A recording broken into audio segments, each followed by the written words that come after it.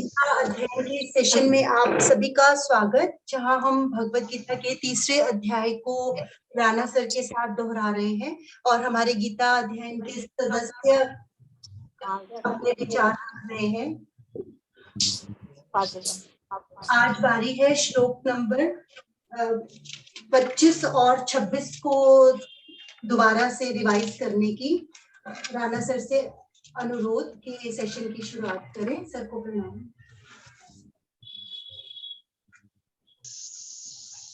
ओम वसुदेव सुतं देवं कंसचाणूरमर्दनं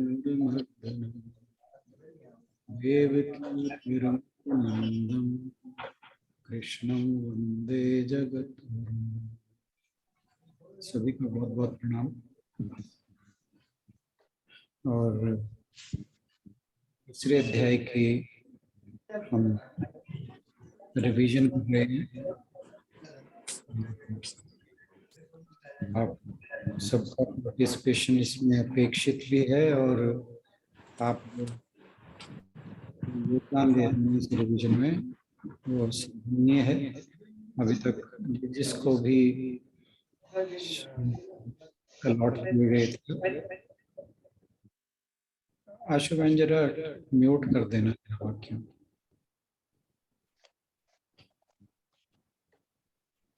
जिन जिन को भी पहले श्लोक अलॉट किए गए हैं उन्होंने बहुत अच्छे अच्छे विचार रखे। तो यही इस ग्रुप की जो है विशेषता है कि यहाँ पर हम अपने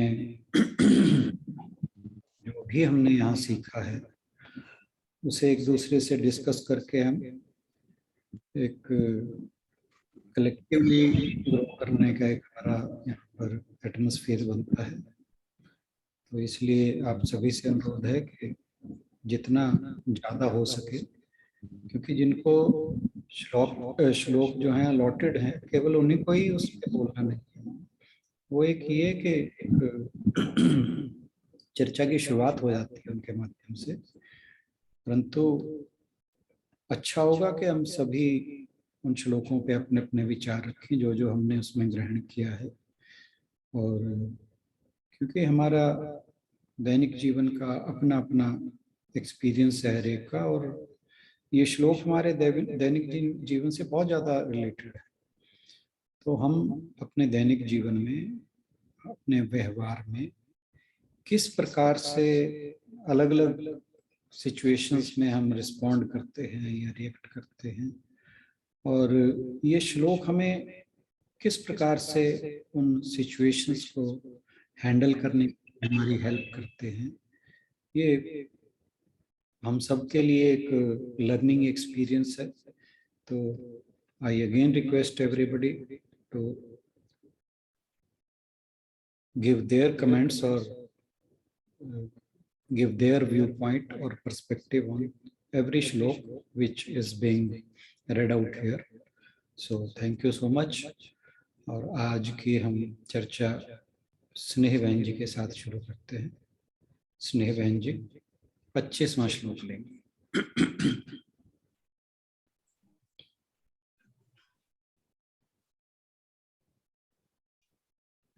अनम्यूट कर लें अपने आप को। मिसेस पाठक। हरिओम। सक्तः कर्मण्यविद्वांसो यथा कुर्वन्ति भारत कुर्यात् विद्वांस्तथा ईश्वरलोक संग्रहम्। इस श्लोक में कृष्ण जी हम सबको कहते हैं कि संसार में दो तरह के व्यक्ति हैं। कर्म हम सब करते हैं लेकिन दो तरह से करते हैं, एक आसक्त होकर और एक आसक्ति रहित होकर। लेकिन हमें ये चाहिए कि हम अगर हम आसक्ति रहित होकर काम करते हैं तो हम जो आसक्त व्यक्ति हैं उनको कर्म हमारी तरह कर्म करने के लिए किस तरह उनको प्रोत्साहित कर सकते हैं, ताकि हम उनको अपने शास्त्रों में सुझाए हुए मार्ग पर चलने के लिए प्रेरित कर सकें।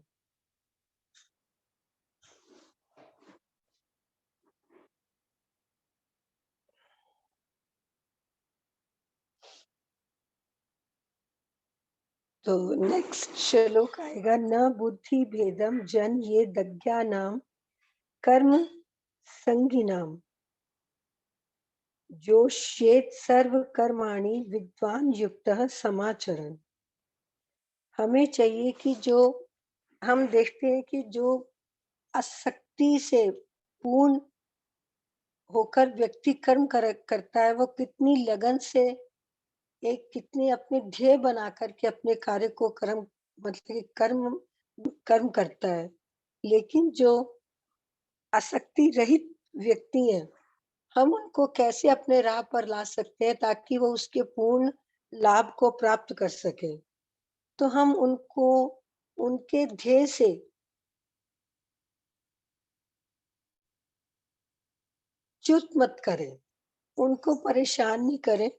तो उनको मतलब अपने एक एग्जाम्पल बन के उनके सामने अपने कर्मों को करें, ताकि वो करते मतलब हमें देखते हुए अपने भी कर्मों को हमारे अकॉर्डिंग कर सकें।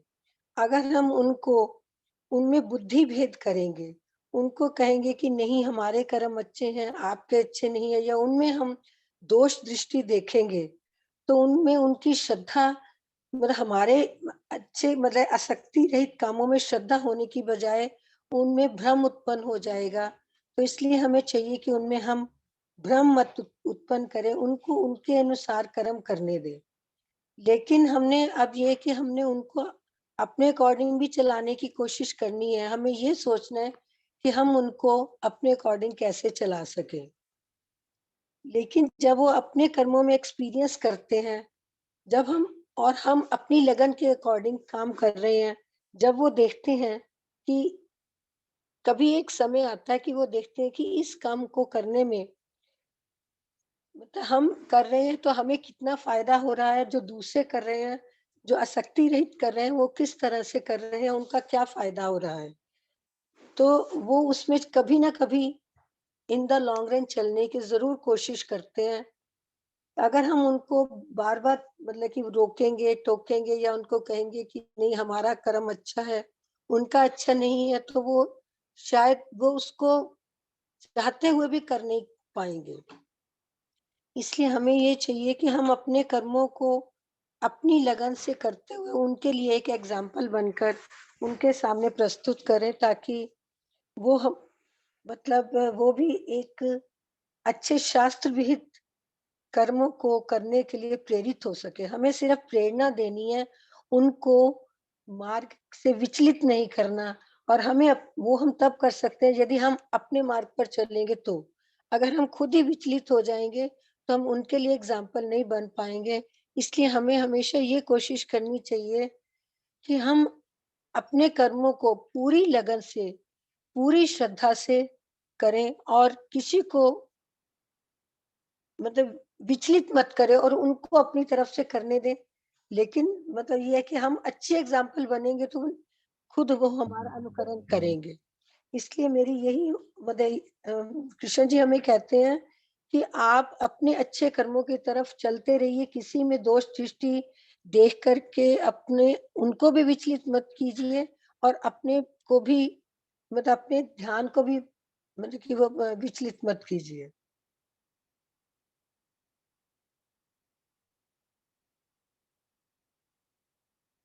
मैं तो यही कहना चाहूंगी जी। Thank you so much. Ashu बहन जी, आप इसमें क्या ऐड करेंगे? हाँ जी, स्नेह ने बहुत अच्छे से और काफी कुछ बताया, सही बताया। और ये वो श्लोक है जिससे मेरे को तो लगता है कि काफी हेल्प की है अपनी लाइफ को चेंज करने में। इस श्लोक के अंदर ज्ञानी और अज्ञानी के स्वभाव में अंतर को दर्शाया गया है कि कर्म आप किसी एक अकाउंट को म्यूट करके देखना जरा, मेरी आवाज शायद एको ना। सर मेरा ठीक है, अगर कोई भी और नहीं दिक्कत आती है। नहीं, आपका ही जब दोनों ऑन होते हैं ना तब गड़बड़ होती सर मैं आपको म्यूट कर रही हूँ। है। नहीं, मैं तो कर लेता हूँ तो। करके देखिए सर, अब ठीक है सर? अब ठीक है? हाँ जी। तो इस श्लोक के अंदर टॉपिक भी जब हमने डाला था यूट्यूब पे यही दिया था, अज्ञानी और ज्ञानी के स्वभाव में अंतर, कि जो कर्म है जीवन को जीने की, जिस तरह से कर्म करने हैं, दोनों के सेम कर्म रहते हैं। कोई सर बार बार समझाते हैं कि व्यापार करना है, सब लोग व्यापार कर रहे हैं, कोई डॉक्टर है, सब बहुत सारे डॉक्टर्स हैं, लेकिन उनके करने का तरीका बदल जाता है, एटीट्यूड चेंज हो जाता है कि हमने कार्य किस तरह से करने हैं। ज्ञानी हमेशा आसक्त भाव से अपना लाभ देखते हुए कार्य करता है, ज्यादा से ज्यादा वो अपने परिवार के लिए सोचता है, किसी भी कार्य को करते हुए कि उससे मुझे क्या फायदा होगा या मेरे परिवार को क्या लाभ होगा, और इस समाज के ऊपर उसका क्या प्रभाव जाएगा, या एनवायरनमेंट के लिए ले उनके ऊपर उस चीज का क्या असर होगा, क्या लोग उसको किस तरह से जानेंगे, इस बात से उसको बिल्कुल भी फर्क नहीं पड़ता। लेकिन ज्ञानी लोग कोई भी कार्य करने से पहले ये सोचते हैं कि वो किस तरह का कार्य करने जा रहे हैं, और उसका उनके बच्चों पर या आने वाली जनरेशन्स पर या समाज पर क्या फायदा होने वाला है, या किस तरह का वो अपना इम्प्रेशन छोड़ने वाले हैं। इसमें सर ने ये भी बताया था हमें कि उन्होंने भरत कहकर संबोधित किया अर्जुन को, भरतवंशी कहा, कि ये चीज भी हमें हमारे लिए बहुत समझने वाली है कि हमारे बड़ों के नाम से आज हम जाने जाते हैं, या कहीं पे भी जाएं तो कहते हैं कि अच्छा तुम उसके बच्चे हो, तो एक अच्छी फीलिंग आती है उन लोगों के चेहरों को देखकर, क्योंकि उनके मन में रिस्पेक्ट रहती है, उन्होंने अपनी लाइफ सेक्रीफाइस की या वो उस हिसाब से चले, तभी वो चीज हमें आज देखने को मिलती है। ऐसे ही अगर अपने आप को हम भी एग्जाम्पल बनाएंगे या ऐसा कुछ कार्य करेंगे समाज के लिए, तो तभी हम भी एग्जाम्पल बन पाएंगे। इसीलिए उन्होंने बोला कि तू भरत वंश से है, जहाँ बहुत बड़े बड़े लोग हुए हैं, तो तुझे ऐसे वंश में उत्पन्न होने के बाद इस तरह का कोई डिसीजन नहीं लेना जिससे कि कल को तुझे लोग बुरा कहें, या फिर तेरे को किसी भी तरह का मीन्स उचित मार्ग लोगों के लिए नहीं है अगर तू युद्ध को छोड़ना चाहता है। इसमें सर ने हमें विवेकानंद जी के बारे में भी बताया था कि विवेकानंद जी को आत्म साक्षात्कार हो चुका था, उन्हें कोई जरूरत नहीं थी वो कोई भी कार्य करने की, लेकिन फिर भी उन्होंने समाज को दिखाने के लिए या फिर समाज को सही मार्ग पर लाने के लिए कार्य किए। बेलूर मठ की भी स्थापना की, जिसका उद्देश्य यही था कि जहां ऐसे लोगों को तैयार किया जाए जिनका उद्देश्य केवल आत्म साक्षात करना नहीं है, अपितु उनका उद्देश्य उसके साथ साथ दूसरे लोगों के लिए भी इस तरह का एग्जाम्पल या फिर उन्हें भी ऐसा बनाना है जो कि लोक कल्याण के लिए कार्य कर सकें। यही इसीलिए हमें अपने आचरण पर ध्यान देना है, ना कि हमें दूसरों को उपदेश देना है। उपदेश देने से इतना ज्यादा परिवर्तन आने वाला नहीं है, खुद ही तप करना पड़ेगा और खुद ही उस रास्ते पर चलकर दिखाना पड़ेगा, ताकि हमें देखकर अगर हम किसी भी को चेंज करना चाहते हैं तो वही चेंज तभी आएगा। और ज्यादा अज्ञानियों को बदलने से सर ने भी बताया था कि उसके उलट परिणाम भी हो सकते हैं, वो बिल्कुल विचलित भी हो सकते हैं, जिससे कि जहाँ चाह रहे हैं वो भी शायद वो ना कर पाए। और इसी के साथ हमने ये भी जाना था इसमें कि जो ज्ञानी लोग हैं वो किसी भी दुख के आ जाने पर भी अपने आप को ऐसा नहीं सोचते कि मेरे को क्यों दुख आ गया या मैंने कोई पाप कर्म किया इस वजह से मैं इतने दुख के अंदर आया हूँ। वो ऐसा सोचना छोड़कर वो ये मानते हैं कि यदि कोई मेरे ऊपर दुख आया है तो तो वो मेरे पापों का निवारण करने के लिए आया है और परमात्मा मुझे अपने साथ जोड़ना चाहते हैं, तभी शायद उन्होंने मुझे ऐसा दुख दिया है, जिसके लिए उन्होंने कुंती की स्टोरी सर ने हमें कई बार शेयर की है हमारे साथ कि जब युद्ध समाप्त हो गया महाभारत का और कृष्ण जी जाने लगे वहां से, तो कुंती उनके मार्ग में जाकर हाथ जोड़कर खड़ी हो गई और रोने लगी और परमात्मा ने उन्हें, भगवान कृष्ण ने पूछा उनसे कि बुआ तुम क्यों रो रही हो, अब तो तुम्हारा सब कुछ ठीक हो गया, अब तो तुम्हें राज्य मिल गया, तुम्हारे बच्चे सुखी है, फिर तुम क्यों रो रही हो।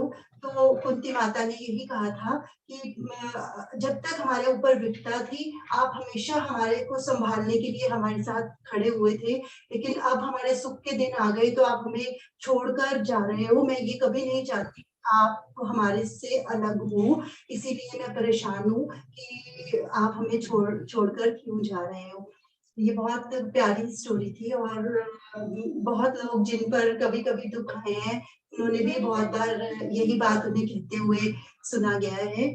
ये हमारा श्लोक नंबर 25 था और 26 में बुद्धि भेद की बात कही गई कि जो ज्ञानी है वो सभी कार्यों को एकाग्रता से इस प्रकार करते हैं कि अज्ञानी जन एकाग्रता से करना चाहिए उन्हें, ताकि जो अज्ञानी जन है वो उनसे प्रेरित हो, ना कि उनमें बुद्धि भेद, वही बात थी कि उससे डिस्टर्ब ना हो जाए ताकि, और उन्हें वार्न किया गया है, ज्ञानियों को वार्न किया गया है कि संभलने की जरूरत, जो भी अपने आप को ज्ञानी समझता है उसको जरूरत है समझने की, क्योंकि अज्ञानी को तो पता ही नहीं है वो क्या काम कर रहा है और क्या नहीं कर रहा। वो जब जानता ही नहीं तो उस चीज का शायद उसे कोई पाप भी नहीं लगेगा और शायद उसका कोई नुकसान या उसका दुख भी उसे नहीं होगा। लेकिन जो अज्ञानी है, अगर हम हमारे से कोई गलत काम होते भी हैं, हम मानते हैं अपने आप को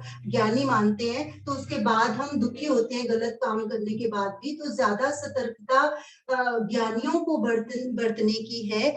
इसके लिए सर ने हमें ये भी बताया था कि जैसे अगर कोई एक सीईओ किसी कंपनी का बहुत पढ़ा लिखा और बहुत जगह से उसने बहुत डिग्रियां ली हैं और वो किसी ऐसी ऑर्गेनाइजेशन में चला जाए जहां पर ऑलरेडी सब लोग बहुत परफेक्ट है, अच्छे से काम कर रहे हैं, लेकिन वो उनसे भी ज्यादा जानता है और वो उनकी गलतियां या कुछ भी उन्हें एकदम से जाते बताना शुरू कर देगा, तो वो लोग डिस्टर्ब हो जाएंगे और शायद जितना काम कर रहे हैं वो भी करना उनके लिए मुश्किल हो जाएगा। तो इसलिए उसे धीरे धीरे, मैं सिर्फ ये बात सर मेरे को बहुत लाइफ में दूर में बाद में समझ आई है कि हम लोग परफेक्शन को लेकर इतने ज्यादा कीन होते हैं कि हर काम इतनी परफेक्टनेस से होना चाहिए कि हम उसके चलते हम बहुत सारे रिलेशनशिप्स को या बहुत सारी चीजों को हम खो देते हैं कई बार, है ना। तो लेकिन हमें पहले उस बंदे को अपने रंग में ढालने का या फिर वो हमारी बात सुन सके ऐसा बनाने का हमें पहले प्रयास करना पड़ेगा, उसके बाद ही पॉसिबल है कि हम उसके अंदर किसी भी इंसान में कोई चेंज ला पाए या अपने अंदर ही हम देखें कि हमारी कितनी सारी गलतियों को भगवान ने कितनी बार, हर बार क्षमा किया है। मेरे ख्याल से हमें शायद उस गलती का एहसास बहुत देर के बाद होता है कि हम इतने बेवकूफ थे कि हमें इतनी सी बात समझ में नहीं आई, लेकिन जब समझ आती है तो हम हमेशा थैंकफुल होते हैं किसी भी ऐसे इंसान के प्रति जिसने हमारी बात को मीन्स गलत होते हुए भी हमारे साथ गलत बिहेव नहीं किया, बल्कि अपने प्यार से हमें सुधारने का प्रयास किया है। तो वही रवैया हमें अपने सभी लोगों के लिए रखना है, जिन्हें भी हम थोड़ा बहुत, जिनके अंदर चेंज लाना चाहते हैं या सोचते हैं कि हम उनसे थोड़ा ज्यादा जानते हैं, जैसा हमारे साथ व्यवहार हम चाहते हैं कि दूसरे करें जो हमसे भी बहुत आगे हैं लोग, और वैसा ही व्यवहार हमें अज्ञानियों के साथ भी करना चाहिए। इतना ही कहना चाहूंगी सर। Thank you sir. इसमें मैं एक चीज और ऐड करना चाहूंगी, जैसे अभी आशु ने कहा कि हमें जैसे सब लोग हम दूसरे को अपने जैसा बनाना चाहते हैं, तो हमें उनको हर टाइम बोलते नहीं रहना चाहिए, हमें धीरे धीरे करना चाहिए। जैसे शशि जी हमेशा कहते हैं, जब आप किसी को पढ़ा रहे हैं तो आप पहले उसके लेवल पे पहुंचेंगे। आप उसके लेवल पे पहुंचेंगे, इसका मतलब हुआ कि आपने अपनी पढ़ाई एक तरफ रख दी, आपने दूसरे को देखा कि वो किस लेवल पे है, आप उस लेवल पे जाएंगे, फिर आप उसको धीरे धीरे जब पढ़ाना शुरू करते हैं तभी उसकी समझ में आता है। अगर आप अपने ही लेवल से उसको पढ़ाएंगे वो कभी भी नहीं समझेगा और कभी भी वो कुछ नहीं कर पाएगा। और दूसरा एक चीज और मैं बताना चाह रही थी कि कमी हर इंसान में है। हम जिसको बदलना चाहते हैं, हो सकता है वो हमारे में भी कुछ बदलना चाहता हो। ऐसा नहीं है कि हमारे में कमी नहीं है। तो आई थिंक ये एक बेटर अप्रोच है और हमें इससे सहूलियत होगी एडजस्टमेंट में कि अगर हम उनकी शॉर्टकमिंग्स को देख रहे हैं और हमें दिक्कत हो रही है, वो भी तो हमारी शॉर्टकमिंग्स को देख रहा है, वो भी हमारी शॉर्टकमिंग्स देख रहा है।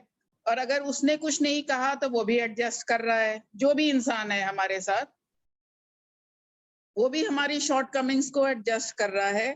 तो आई थिंक ये बायलैटरल होगा तभी काम चलता है, अदरवाइज तो फिर बिल्कुल ही डिफरेंसेस हो जाते हैं।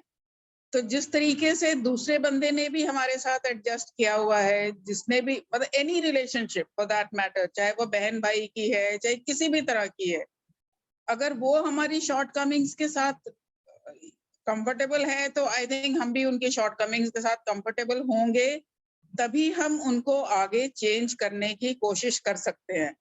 अगर हम कंफर्टेबल नहीं होंगे तो वो आई थिंक वो वाइब्स ही ऐसी जाती हैं कि आप उसको अपने हिसाब से चेंज करने की कोशिश भी करोगे तो वो चेंज नहीं होगा। आई थिंक ये शायद मेरा व्यू है, बट आई डोंट नो। बिल्कुल सही व्यू है आपका। और इसमें मैं एक चीज और ऐड करना चाहूंगा कि अक्सर क्या होता है कि हमें प्रिय है, हम उनके साथ बहुत जल्दी एडजस्ट हो जाते हैं।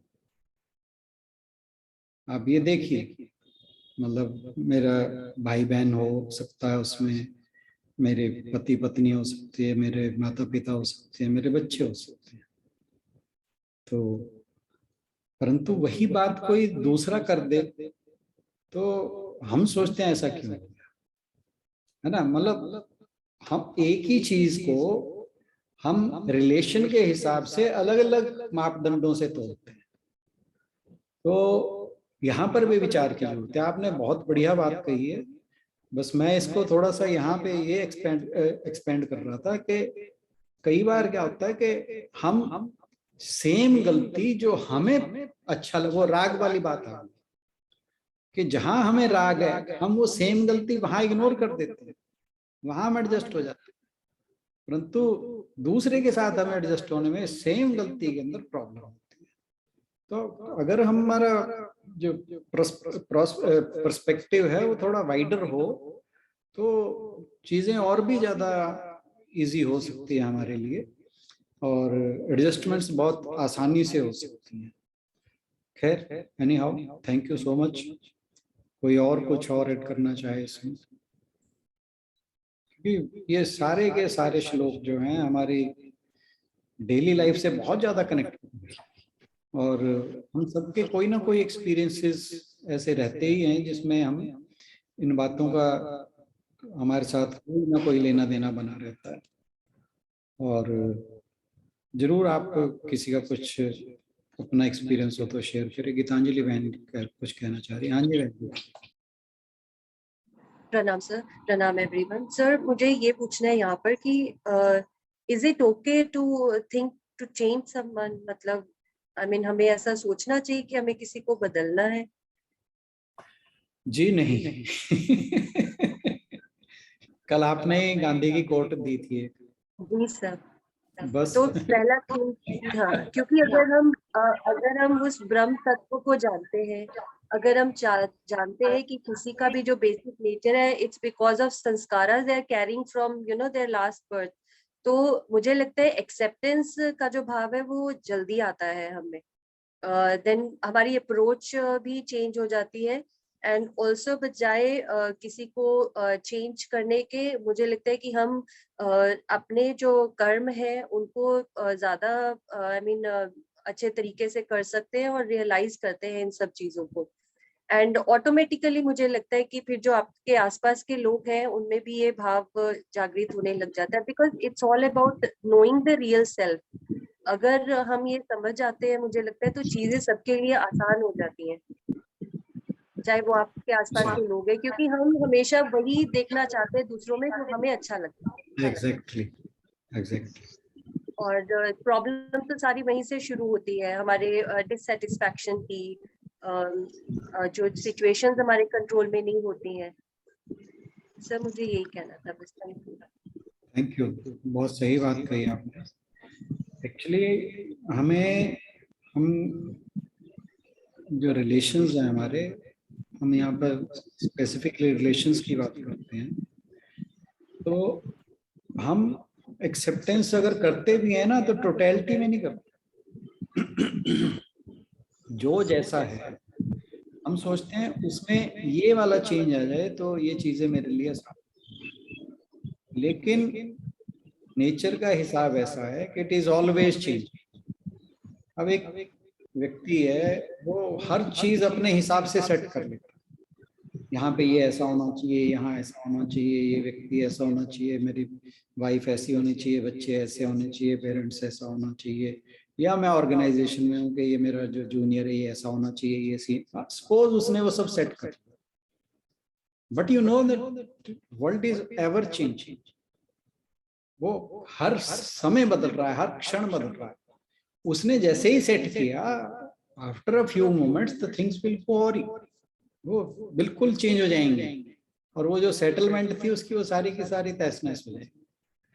तो हम चीजों को अपने हिसाब से एडजस्ट कभी कर ही नहीं सकते। तो एक्सेप्टेंस तो हमेशा हमें लानी चाहिए अपने व्यवहार में। और दूसरी बात ये है कि जो बात यहाँ पे भगवान जी भी कह रहे हैं, वो ये नहीं कह रहे कि तुमने उन्हें चेंज करना, ये तो बिल्कुल भी नहीं कहा किसी भी श्लोक में। भगवान जी ये कह रहे हैं कि तुम उनके सामने एक एग्जाम्पल बनो, तुम इस तरह से काम करो कि वो तुम्हारा मतलब तुम उन्हें ये कहो ही, मतलब इसके रादर वो अपोजिट कह रहे हैं कि तुम उन्हें ये मत कहो कि भाई तुम, जो स्पेसिफिकली इन श्लोक पे बात हम अगर करें तो वो कहेंगे कि भाई तुम ये ना कहो कि तुम कर्म छोड़ के ज्ञानी बन जाओ। तो यहाँ कहने का भाव ये है कि तुम उन्हें ये वो मत कहो, अगर हम अपने डेली लाइफ से कनेक्ट करें इस बात को, कि हम दूसरों को वो ना कहें, हम कहेंगे नहीं ऐसे बन जाओ, तो ये तो कह ही नहीं रहे। वो कह रहे हैं कि तुम जो जैसा कर रहा है उसे करने दो, हाँ तुम उसके साथ कैसे एडजस्ट कर सकते हो, तुम उसके रहते हुए वो जैसे कर रहा है उसके साथ, उसके सामने कैसा करो कि वो तुम्हें देखते देखते शायद उसमें परिवर्तन आए। तो ये है भगवान जी के कहने का बात। कोई और कुछ? मुझे एक और छोटा इंसिडेंट याद आ रहा है, वो गांधी जी की लाइफ से ही था। कि एक बार किसी की मदर ना उस बच्चे को लेके आती है और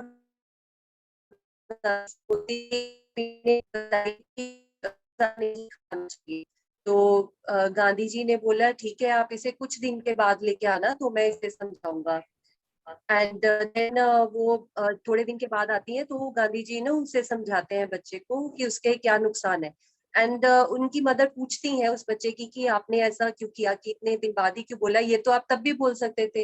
एंड देन ही सेड कि because I used to eat sugar and sweets a lot, तो इसीलिए मैं पहले खुद एक्सपीरियंस करना चाहता था, मैंने खुद वो छोड़ा है, तब मैं उस स्टेज पे आया हूँ कि मैं इसको समझा सकता हूँ।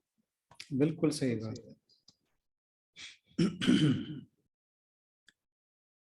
हाँ जी, कोई और कुछ कहना चाहे? श्लोक नंबर 25 और 26। जय श्री कृष्ण। जय श्री कृष्ण। मेरा श्लोक वैसे ये 25 और 26 का तो नहीं मेरा है, ये तो आशु जी ने जो किया ना कुंती के बारे में, वो मैंने भी पढ़ी है बुक में, उसके थोड़ा सा आगे ऐड में थोड़े से पढ़े हैं। वो कुंती जी है ना, जो वो कृष्ण जी की तो ये बात होली, तो कुंती जी वो कहने लगी भी मैं तो अपने धृतराष्ट्र और गंधारी की सेवा के लिए वन में साथ जाऊंगी। तो वो युधिष्ठिर भीम कहने लगे फिर इतना तने युद्ध क्यों माँ, तेरे करके ही तन्ने मानो युद्ध करी, भाई युद्ध करना है क्या, मैं किसी तरह नहीं हूँ, तो मैं जानती हूँ भाई तुमने क्या करना है अपने हक लेने के लिए, तो इसलिए उन्हें सेवा उन्हीं की करी है जी, धृतराष्ट्र की और गंधारी की, वनों में जाके उन्हीं को समर्पित है वो कुंती ऐसी थी, मतलब कृष्ण मतलब रोल युद्ध का भी उसने कराया और सेवा भी उसने की है, देखो उनकी सारे तो उनके साथ ही वन में गए, तो उसी में पड़ा हुआ है जो बिल्कुल ठीक। बाकी ये श्लोक के साथ होता है, ये साथ हो जय श्री कृष्ण जी। जय श्री कृष्ण। बट सर जब बदलने की बात ये नहीं है, लेकिन अगर जैसे कामना आप कहते हैं कि सात्विक कामना और अगर है, जैसे इसमें इससे पिछले श्लोक में भी आपने कहा था कि 25वें श्लोक में भी आपने हमें कहते हुए बोला था कि इच्छा को अगर वो कहा जाएगा कि ये भी तो इच्छा ही है, लेकिन जो सात्विक इच्छा है वो तो अच्छी है ना, तो ऐसे एक अगर चेंज लाने की भावना ही खत्म हो जाएगी फिर तो सारा समाज गड़बड़ा नहीं जाएगा। आप पता नहीं मुझे ही आ रही है कि औरों को भी आ रही है, एक बार चेक करो, आवाज में कुछ है। हाँ, आवाज में गड़बड़ बढ़ के आ रही है, डिस्टर्बेंस है, आवाज में काफी डिस्टर्बेंस है। आशु की आवाज में डिस्टर्बेंस है। अरे भाई मिसेस पाठक का अनम्यूट था इसीलिए। नहीं, अब आप बोलिए फिर देखते हैं। सर यही थी कि जैसे आपने इससे पहले श्लोक में हमें जब कराया था तो ये भी बोला था। अब भी क्लियर नहीं है, अब भी क्लियर नहीं है, अब तो सब म्यूट थे, मैंने अनम्यूट करके बोलिएगा। अब ठीक है सर?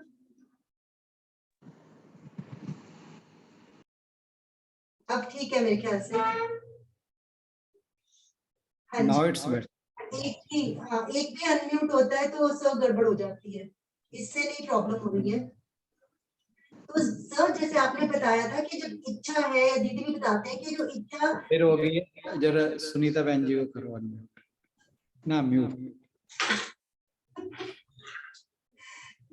तो इच्छा भी जैसे सात्विक इच्छा तो सही है ना, तो अगर ऐसे बदलाव का मतलब चेंज लाने से है ना सर, सिर्फ रिलेशनशिप्स के लिए नहीं है, लेकिन चेंज अगर आप सोसाइटी के लिए या किसी भी चीज के लिए भी हम सोचते हैं तो हम ऐसे निष्क्रिय होकर तो नहीं बैठ सकते कि हाँ जो होएगा वो इनके कर्म में ऐसे हैं तो जब मर्जी सीखेंगे तो सीख जाएंगे, तो ऐसे तो सोच के काम नहीं चलेगा ना। तो बदलाव उस सेंस में है कि अगर आप चेंज करना चाहते हो, मान लो पॉल्यूशन के लिए हम हर एक कह देते हैं कि गवर्नमेंट कुछ नहीं करती, ऐसा कुछ नहीं होता, लेकिन क्या हम खुद उसके लिए एग्जाम्पल बन के दिखाते हैं कि हम क्या उस तरह सेंसिबली चल रहे हैं कि नहीं चल रहे हैं? तो वैसा बदलाव आने की इच्छा तो जरूर होनी चाहिए, आए चाहे ना आए वो बात की बात है। बिल्कुल ठीक बात है। बदलाव हम ये सोचें, एक्चुअली बदलाव के साथ समस्या क्या है? बदलाव के साथ जो समस्या है वो ये है कि हम चाहते हैं कि दूसरों में बदलाव आ जाए। हम कहते हैं ना कि समाज में बदलाव लाना चाहते हैं, तो हम स्वयं में, अगर हर कोई स्वयं में बदलाव ले आए तो समाज अपने आप बदलाव हो जाएगा समाज के अंदर। वो जो एक एग्जाम्पल ली जाती है कि जब रास्ते में कांटे बिछे हों तो सारे रास्ते पर वो कालीन बिछाने से अच्छा है कि हम जूते पहन लें, तो वो बेस्ट एग्जाम्पल है। और आप ये देखिए कि स्वामी विवेकानंद ने जब ये देखा कि हमारे देश के लोग बहुत गरीब हैं और यहाँ पर लोगों को खाने पीने की समस्या है और मतलब गरीबी से बहुत उस समय बेहाल थे लोग, तो उन्होंने जो बेलूर मठ की स्थापना की थी और जो उसके बाद से जो भी सन्यासी उस ऑर्डर में रामकृष्ण ऑर्डर में आए, तो उनके लिए एक ही बात रखी थी कि एक तो ब्रह्म का ज्ञान, कि रियलाइज योरसेल्फ, और दूसरा सर्विस फॉर अदर्स।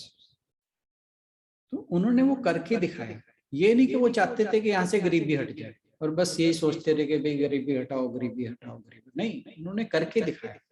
वो एग्जाम्पल खुद बने उन्होंने बेलूर मठ की स्थापना की। उसके बाद पूरे देश के अंदर जो है अलग अलग मठों की स्थापना की और सैकड़ों जगह आश्रम हैं इनके रामकृष्ण ऑर्डर के।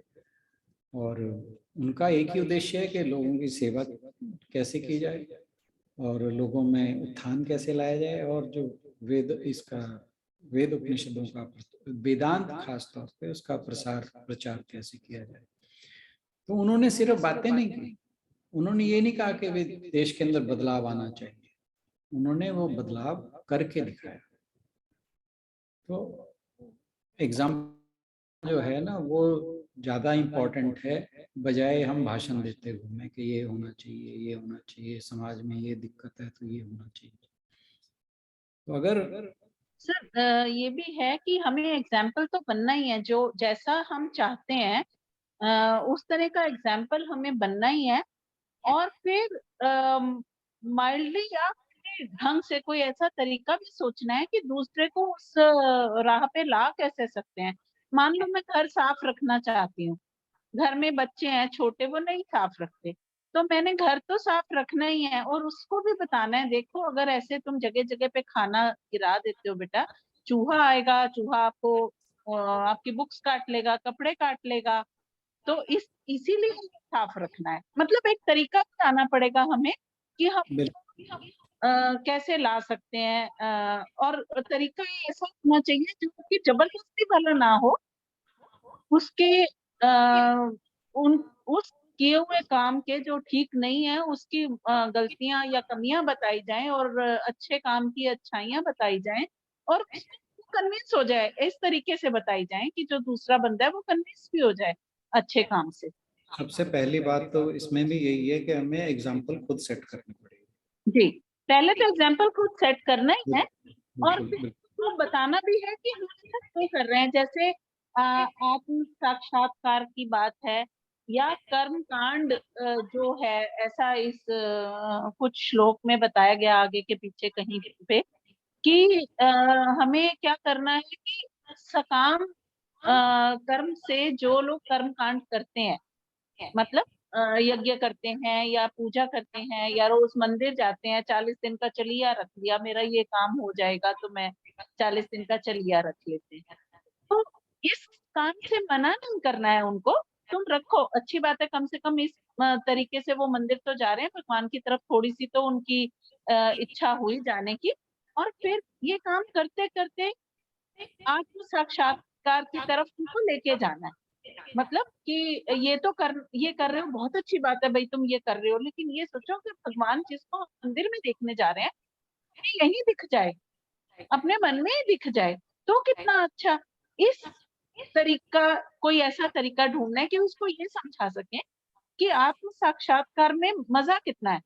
मंदिर नहीं जाना पड़ता उसके लिए, ढूंढने नहीं जाना पड़ता, और आपको अपने बात मनवाने के लिए भगवान को 40 दिन का चलिया नहीं रखना पड़ता, खाली उसको दिल से याद करो, काम अपने आप हो जाते हैं।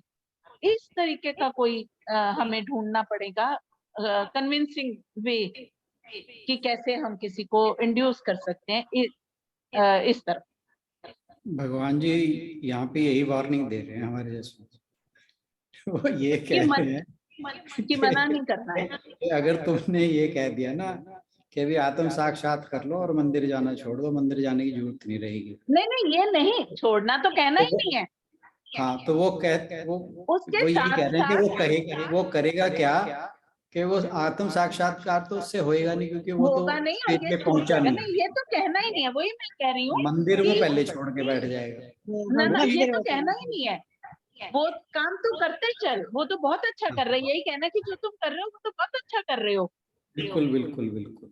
हाँ, लेकिन आप इससे भी ज्यादा मजे की बात ये है कि यही बैठे बैठे हो रहा है, हमें कहना ही नहीं पड़ रहा, भगवान तो क्या आप समझ रहे हैं, अगर हम उसको इतना दिल से याद करते हैं तो हमें कहना नहीं पड़ता उन्हें कि आप ये कर दो, उनको पता है कि मैंने इसके लिए ये करना है। बिल्कुल। और फिर जो वो कर रहे हैं उसको अच्छा माने, ये कि जो कर रहे हैं हम तो यही मांग रहे थे बट वो नहीं किया, तो इसमें तो कुछ अच्छा है कि वो किया नहीं उन्होंने। पता नहीं अगर मेरी ट्रेन मिस हो गई है तो मेरे को ये नहीं कहना हाँ सुबह ये हो गया, मैंने वहां जाना था, इसमें कुछ अच्छा था, हो सकता है उस ट्रेन का कुछ हो जाता, या बाद में खबर ही आ जाती है कि ऐसा हो गया उस ट्रेन का। बिल्कुल सही। तो इस तरीके की मतलब ये भगवान ये इन श्लोक के यही कह रहे हैं कि मना नहीं करना है, उसको विचलित नहीं करना है, पर इन चीजों के भी अच्छाई बता करके उसको कन्विंस करने की अपने इस तरह। बिल्कुल ठीक बात है। अंजू जी ने छोड़ दिया भगवान जी को ढूंढना। अंजू जी ढूंढ रहे थे, कभी देखेंगे सामने। क्या बोला? एक्चुअली जो आप बात कह रहे हैं ये बिल्कुल जैसे एक क्लासरूम में एक टीचर करता है, बिल्कुल ऐसे ही। टीचर जो है वो बच्चों को सबसे पहले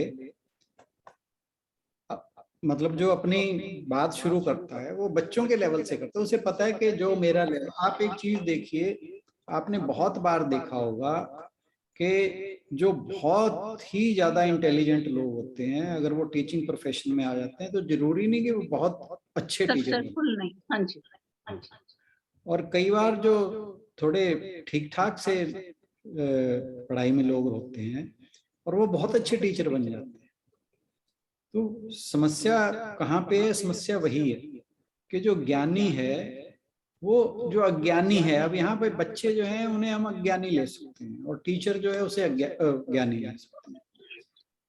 अब ज्ञानी अज्ञानियों के सामने किस प्रकार से पेश आता है, किस प्रकार से व्यवहार करता है। अब टीचर जो है जब तक बच्चों के लेवल पे नहीं जाएगा तब तक उसे अपने जो बच्चे हैं वो जहां पे उसे लाना चाहता है वो नहीं आ पाएंगे, क्योंकि वो हमेशा सबसे पहले उसका एम रहता है कि जो भी वो सब्जेक्ट पढ़ा रहा है, कोई भी टीचर है, वो उसकी कोशिश ये रहती है कि पहले बच्चों के अंदर उस सब्जेक्ट के लिए एक इंटरेस्ट पैदा किया जाए।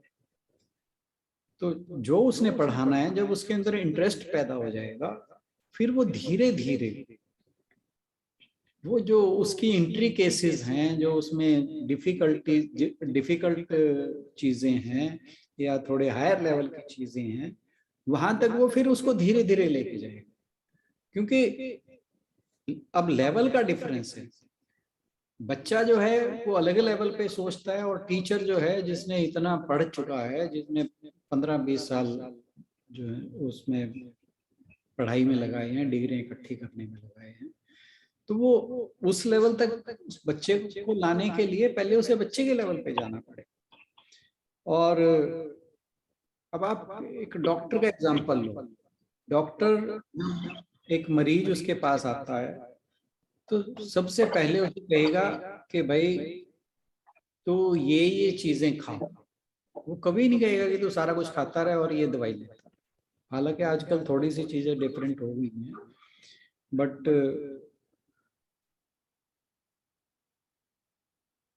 जो अब जैसे मैं स्पेसिफिकली आयुर्वेद की बात करूं, उनके पास कोई रोगी जाता है तो वो हमेशा ये कहेंगे कि भाई ये चीजें तेरे खाने के लिए हैं और ये ना खाने के लिए। हालांकि जो एलोपैथी सिस्टम भी है उसमें बहुत चीजों में ऐसा है।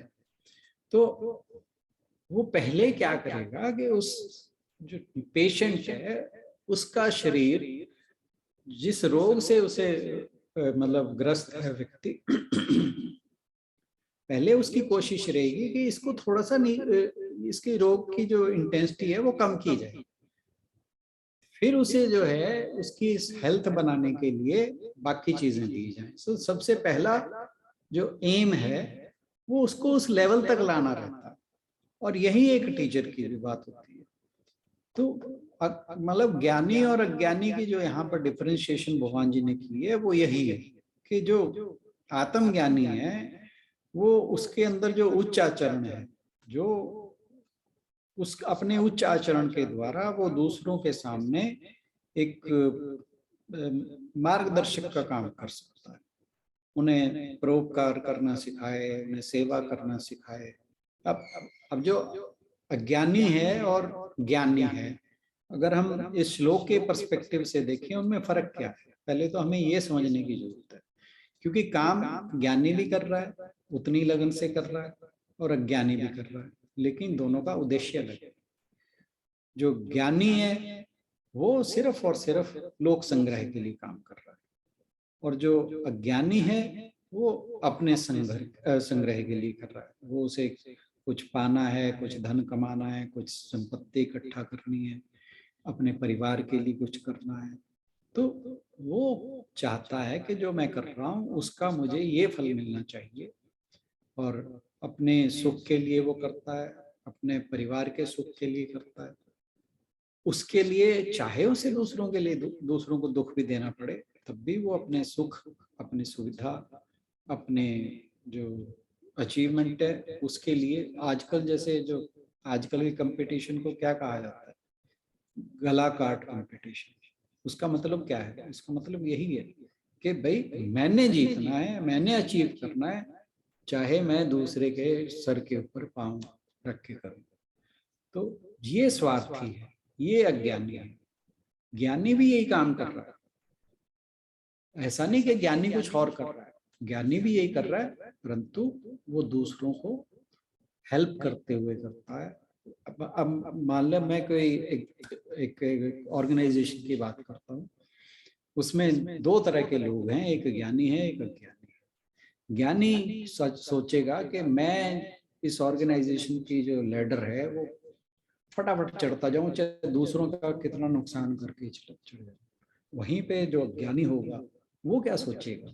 वो सोचेगा कि leader is not that important, मुझे अपने जो साथ के लोग हैं उनको साथ लेके चलना है, ताकि ये ऑर्गेनाइजेशन उच्च जो है हायर लेवल पे पहुंचे, ऊंचाइयां छुए। और ये दोनों में फर्क है। और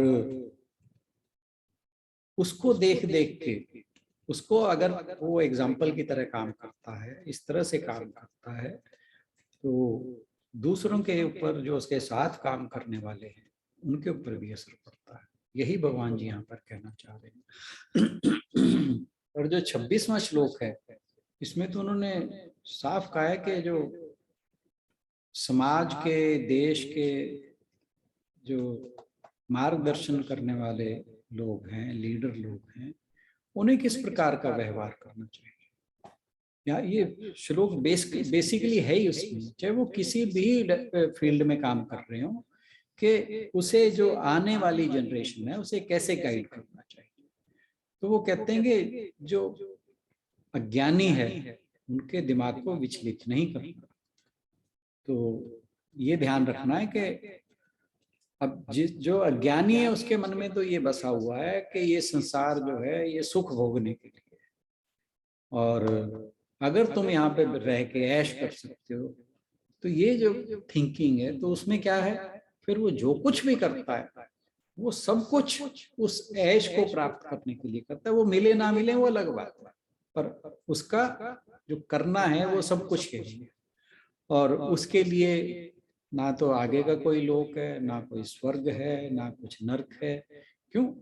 अगर स्वर्ग है तो कम से कम वो ये तो सोचेगा कि भाई मैं अच्छे काम करूं, शुभ कर्म करूं, ताकि मुझे आगे भी अच्छा मिले। नर्क के बारे में सोचेगा तो उसे ये लगेगा कि मुझे नहीं, गलत काम नहीं करने चाहिए ताकि मुझे नर्क में ना जाना पड़े। लेकिन जो गला काट कंपटीशन वाला व्यक्ति है, जो अज्ञानी व्यक्ति है, उसके मन में ये चीजें नहीं है। उसे तो ये है कि this is the only life, और मुझे यहाँ पे बेस्ट जीना है और बेस्ट अचीव करना है, और मैंने बस अपने सुख सुविधा, अपने परिवार के लिए, अपने लिए, उसमें चाहे वो किसी भी तरह भी किसी चीज का भी नुकसान करे, यहाँ तक कि अपना नुकसान करता है, अपनी हेल्थ का नुकसान करता है। मैंने बहुत लोग देखते हैं कि जो पैसे के लिए अपनी हेल्थ को इग्नोर करते हैं, और बाद में जब पैसा आ जाता है तब फिर उसे भोगने के लिए उनके पास हेल्थ नहीं होती। तो ऐसे बहुत से लोग। तो जो ज्ञानी है वो इन चीजों को इग्नोर नहीं करता। यानी ये नहीं कि वो काम की करने की इंटेंसिटी उसकी उतनी है, लेकिन वो यहाँ पे जो बात कही कि ज्ञानी को अज्ञानी को ये उपदेश नहीं देना चाहिए कि तुमने काम को इस तरह से करना है, नहीं, उसे एक एग्जाम्पल की तरह काम करना चाहिए। और एक चीज आप, हम बहुत सिंपल सा एग्जाम्पल इसका सनराइज का ले सकते हैं। अब जब सूर्य उदय होता है तो बहुत से लोग जरूर ऐसे हैं जो उस टाइम नहीं उठते, और अब तो एक चलन बन गया है कि लोग 10-10 बजे तक सोते हैं, रात को 12, 1, 2 बजे तक काम करते हैं, सुबह 10 बजे तक सोते हैं। तो अब सूर्य अपने काम से कभी उसमें कोताही नहीं बरतता, वो उठेगा, उदय होगा, प्रकाश बिखेरेगा, जो सोए हुए हैं उन तक भी प्रकाश पहुंचता है और गर्माहट वहां तक भी जाती है। तो जो सो रहे हैं उनमें भी गर्माहट और प्रकाश भेजकर वो उन्हें जगाने का प्रयास तो करता है। और भगवान जी भी यही कह रहे हैं कि जो अज्ञानी हैं, ज्ञानियों को उन्हें उनका मार्गदर्शक बनना चाहिए। जैसे सूर्य है, सूर्य ये नहीं कि आते ही कुछ ऐसा करेगा कि भी सारे के सारे सोते जो सो रहे हैं उठ जाएं, नहीं, उसका काम है प्रकाश देना और हीट देना। तो जो सोए भी पड़े हैं धीरे धीरे उन तक प्रकाश पहुंचता है, धीरे धीरे उन तक हीट पहुंचती है और उन्हें भी एहसास होता है कि नहीं जागना। ये बेस्ट एग्जाम्पल है। अब अगर हम इस श्लोक को ही लें, कोई आसक्त व्यक्ति जो सकाम कर्मों में लगा है, एक अनासक्त व्यक्ति आकर उसे कहे कि भाई जो है वो ये कर्म करने से कुछ नहीं मिलेगा, तो होगा क्या कि जो अनासक्त है वो कर्म करके छोड़ के मान लीजिए जंगल में बैठ जाए, उसे कोई फर्क नहीं पड़ने वाला, क्योंकि वो तो अनअटैच्ड है, डिस्पैशनेट है। लेकिन अगर एक जो आसक्त व्यक्ति है, जो पूरी तरह अटैच्ड है अपने कर्मों के साथ, अपने लाइफ के साथ, वो उसे देख के कर छोड़ के जंगल में बैठता है, तो उसके लिए बड़ी समस्या हो जाएगी। और क्योंकि वो जहां भी जाएगा, क्योंकि कर्मों के साथ अटैच्ड है, तो वो वहां पे भी वही, अब जैसे मान लीजिए कोई व्यक्ति घर छोड़ के उसे लगता है कि बस सब मैंने जो कुछ अचीव करना था कर लिया, मेरा परिवार संतुष्ट है, सब ठीक है, जाके वो मंदिर में रहने लगता है, मंदिर में सेवा करने लगता है। और एक व्यक्ति दूसरा है, उसके मन में व्यापार ही व्यापार हर चीज का, उसे देख के वो भी मंदिर में जाके बैठता है। अब वो क्या करेगा, वो मंदिर में जाके भी दुकान खोल लेगा, बैठा वो भी मंदिर में ही है पर वो वहां पे भी दुकान खोल लेगा। आजकल के, मैं बार बार अवॉइड करता हूँ इस बात को कहना, आजकल के बाबाओं को देखो आप, है ना, सारे के सारे व्यापार में लगे हुए। एक साउथ में है, वो मेडिटेशन कराने के मेरे ख्याल 1 हफ्ते के पता नहीं कई लाख रुपए लेते हैं। मतलब क्या उन्होंने कोई रिसर्च करके मेडिटेशन निकाल लिया? ये हमारे ऋषि मुनियों ने पता नहीं ये ज्ञान हजारों साल से दे रखा है और वो उस चीज के पैसे ले रहे हैं। कोई योग के नाम पे पैसे ले रहा है, कोई किसी चीज के नाम पे पैसे ले रहा है, कोई राम कथा के। आज मैंने ये भी सुना है कि बहुत से कथावाचक ऐसे हैं जो कई लाख रुपए लेके फिर कथा करने आते हैं। बताओ, जैसे कथा उन्होंने खुद लिखी हो, भाई तुलसीदास जी ने कथा लिख रखी है, भागवत कथा पहले से लिखी हुई है, रामायण पहले से लिखी हुई है, तो उन्हें आगे वो सुनानी ही है, खाली उस चीज के लाखों रुपए ले रहे हैं। तो बात वही है कि ये लोग अनासक्त नहीं है, ये लोग व्यापारी हैं। हम इन्हें कहेंगे ये सन्यासी हैं या बाबा हैं, ऐसा कुछ नहीं, ये लोग व्यापारी हैं, ये हमें समझना चाहिए। आज तो बहुत लंबी चर्चा है, इन्हीं 2 श्लोकों पे ही होगी। सर ये बात पहले भी हम कई बार करते हैं, लेकिन मेरे को ये लगता है, पहले मुझे भी बहुत लगता था ये कि पैसे हमें कई बार योगा के लिए या ऐसे देने, कई जगह ऐसे होता है कि आपको पे करके सीखना पड़ता है।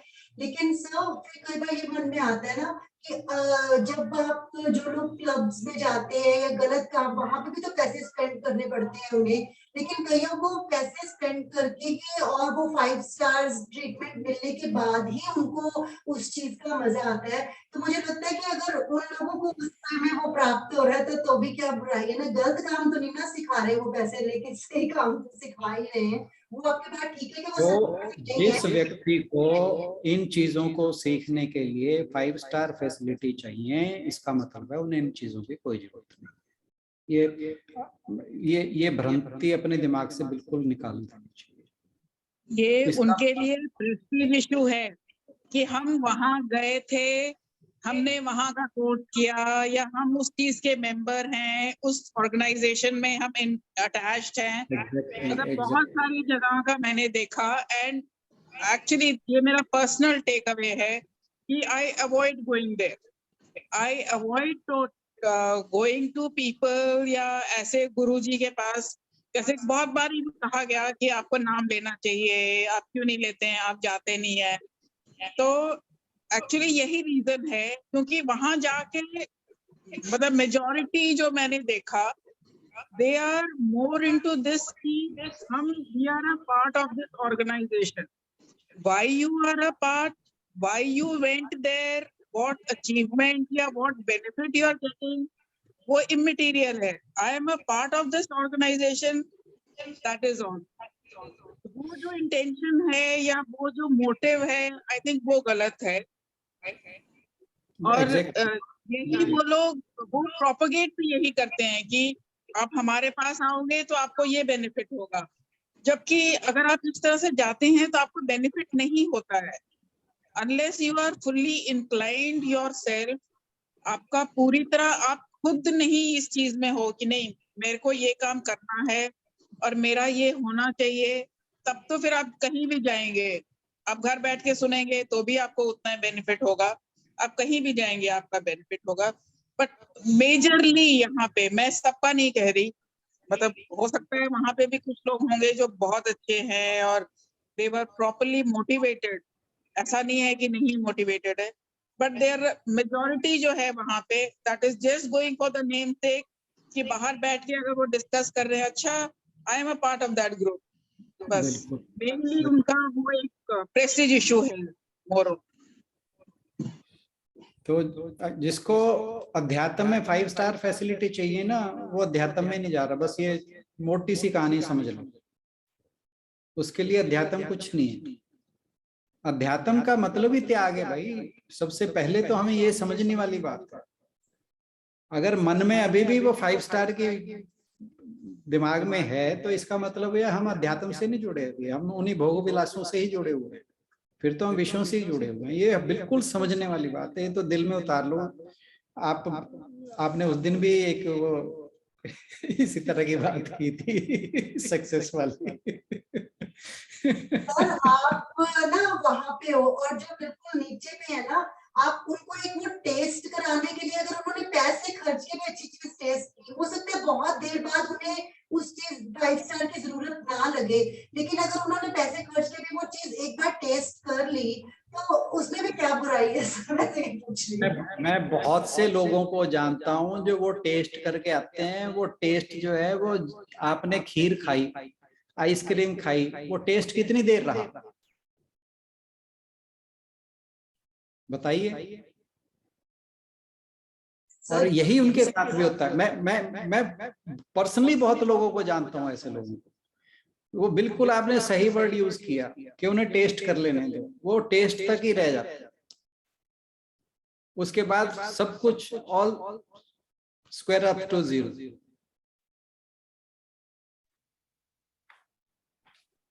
तो सर एक मिनट सर, मैं भी कहना चाहती हूँ कुछ।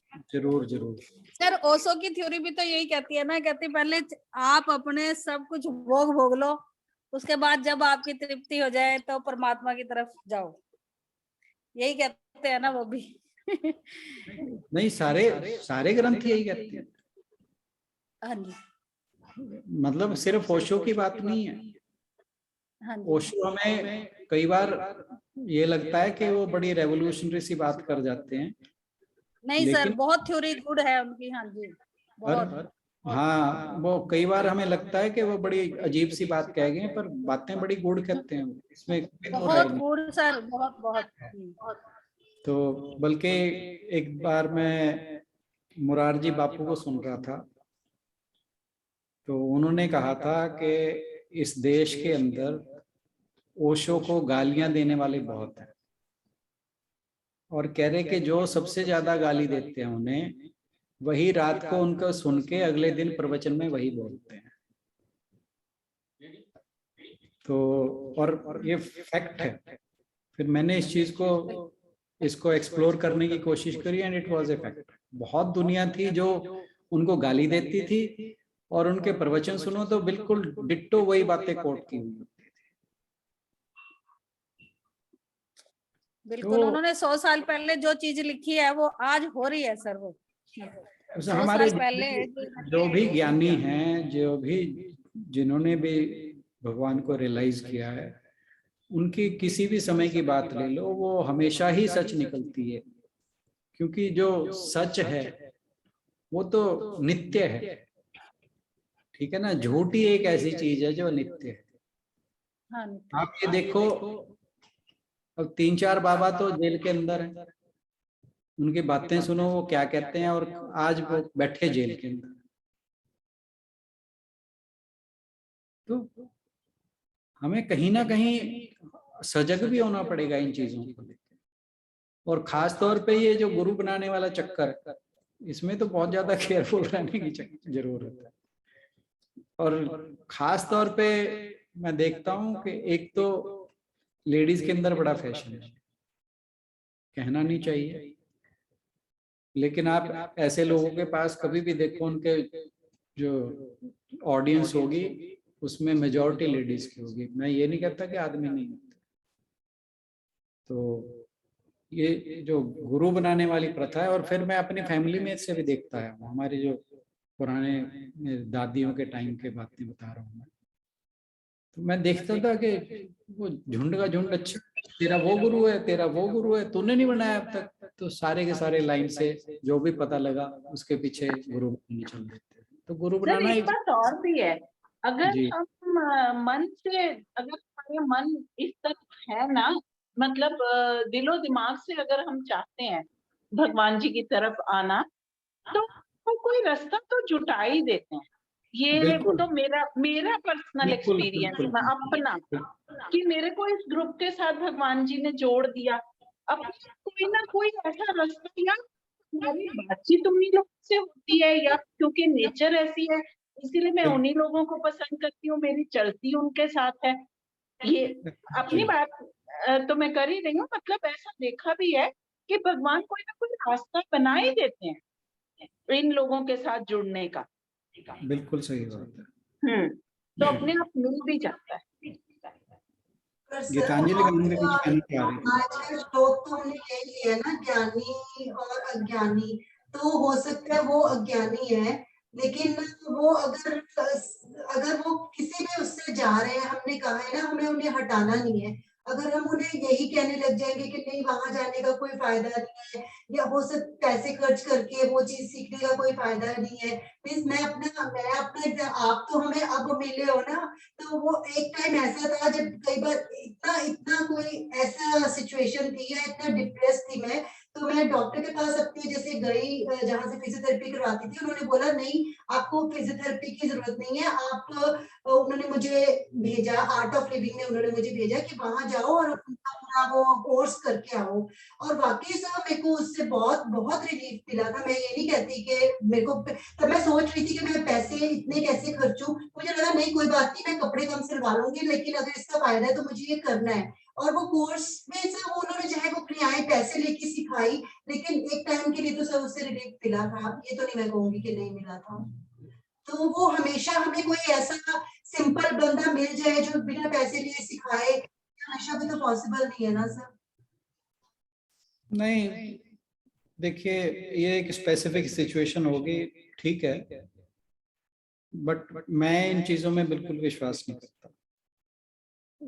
आपने जिस ऑर्गेनाइजेशन का नाम लिया है, मैं उसी की बात कर देता हूँ। मेरे एक हैं? रिकॉर्डिंग हाँ, रिकॉर्डिंग ऑफ कर लो। इस सेशन को यहीं पे विराम देते हैं, अगर मिलते हैं अगली चर्चा में।